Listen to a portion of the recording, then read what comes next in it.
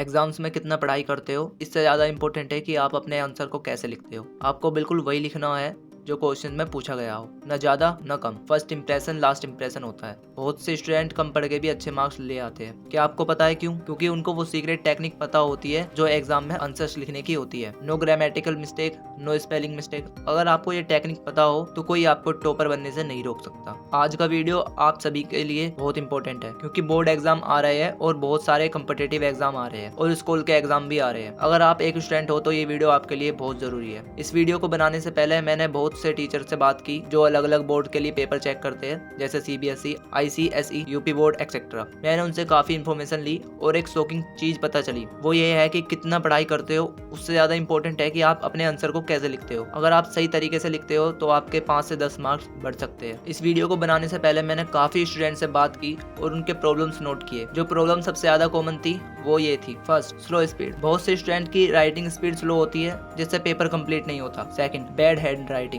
बहुत से स्टूडेंट को ये कंसर्न होता है कि अगर उनका हैंड राइटिंग अच्छा नहीं है तो क्या मार्क्स कम मिलेंगे। Third, cuts in answer. बहुत से स्टूडेंट्स अपने आंसर को बीच में कट कर देते हैं, इससे क्या मार्क्स कट होते हैं। फोर्थ, आंसर भूलना। कभी कभी स्टूडेंट को आंसर याद नहीं आता। अगर आपको भी इनमें से कोई भी प्रॉब्लम होती है तो वीडियो को पॉज करके लिख दो यस, और अगर नहीं होती है तो नो लिख दो। तो चलिए अब मैं आपको इन सारी प्रॉब्लम के बारे में सोल्यूशन बताता हूँ। सबसे पहले मैंने टीचर से पूछा क्या बैड हैंड राइटिंग से मार्क्स कम होते हैं। सब टीचर्स ने एक ही जवाब दिया, हैंड राइटिंग मैटर नहीं करती जब तक वो रीडेबल हो। अगर हैंड राइटिंग इतनी बैड हो कि टीचर को पढ़ भी ना पाए और समझ ही ना आए तो मार्क्स कम होंगे, लेकिन अगर रीडेबल है तो आपको टेंशन लेने की कोई बात नहीं है। अगर आपको अपनी हैंड राइटिंग इंप्रूव करनी है तो मैंने एक वीडियो बनाया है, उसका लिंक आपको डिस्क्रिप्शन में मिल जाएगा, जिससे आप 10 से 15 दिन में ही अपनी हैंड राइटिंग को इंप्रूव कर सकते हो। फिर मैंने टीचर से एक सवाल और पूछा, अगर हैंड राइटिंग मैटर नहीं करती तो फिर क्या मैटर करता है। उन्होंने मुझे एक छोटा सा एग्जाम्पल दिया। मान लीजिए राम और श्याम दोनों की आंसर शीट मेरे पास है।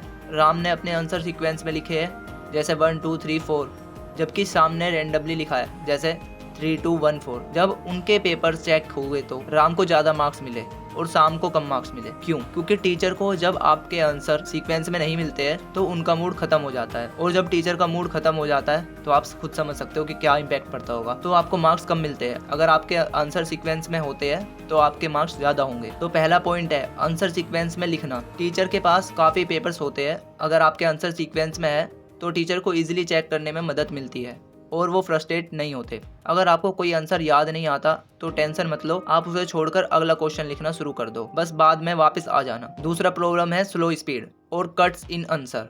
बहुत से स्टूडेंट अपने आंसर बीच में कट कर देते हैं, इससे टाइम वेस्ट होता है और पेपर कंप्लीट नहीं हो पाता। इसका सोल्यूशन ये है कि जब आपको कोई लॉन्ग आंसर क्वेश्चन मिले तो तुरंत लिखना मत शुरू कर दो।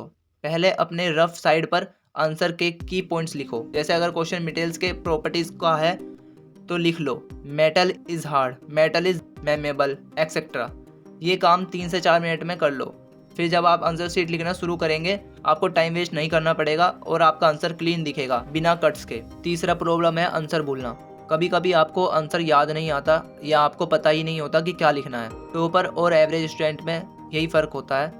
टॉपर कभी भी कोई आंसर नहीं छोड़ते। अगर आपको आंसर नहीं आता तो आपको अटेम्प्ट करना है। ऐसे लिखो, पहले चैप्टर को याद करो, फिर क्वेश्चन जो पूछा गया है उससे रिलेट करके जो याद आए लिख दो। टीचर हर वर्ड को नहीं पढ़ता है, बस कीवर्ड्स देखता है। अगर आंसर परफेक्ट नहीं है तो भी आपको प्रैक्टिकल मार्क्स मिलेंगे। अगर आप पॉइंट वाइज लिखते हो तो टीचर को तुरंत पता चल जाता है कि आपको आंसर नहीं आता और मार्क्स कट होते हैं। चौथा स्ट्रेटेजी है इंपॉर्टेंट कीवर्ड्स को अंडरलाइन करो। जब आंसर लिखो तो इंपॉर्टेंट वर्ड को अंडरलाइन करना, इससे एग्जामिनर को जल्दी समझ में आता है आपने क्या लिखा है और मार्क्स ज्यादा मिलते हैं। अगर टीचर को आपका आंसर तुरंत समझ में आ गया तो आपके मार्क्स नहीं कटते हैं। पांचवा स्ट्रेटेजी है पेपर प्रेजेंटेशन टिप्स। पहला टिप, शॉर्ट फॉर्म मत यूज करो, फुल फॉर्म लिखो। दूसरा टिप, अगर गलती से कोई छोटा सा मिस्टेक हो जाए तो पेन से थोड़ा सा कट लगा दो, पेन से क्रॉस मत करो, इससे आपका पेपर नीट एंड क्लीन रहेगा। तीसरा टिप है न्यूमेरिकल स्ट्रेटेजी। जब आप न्यूमेरिकल प्रॉब्लम सोल्व करो तो यूनिट लिखना ना भूलना और फाइनल आंसर को बॉक्स में डाल देना।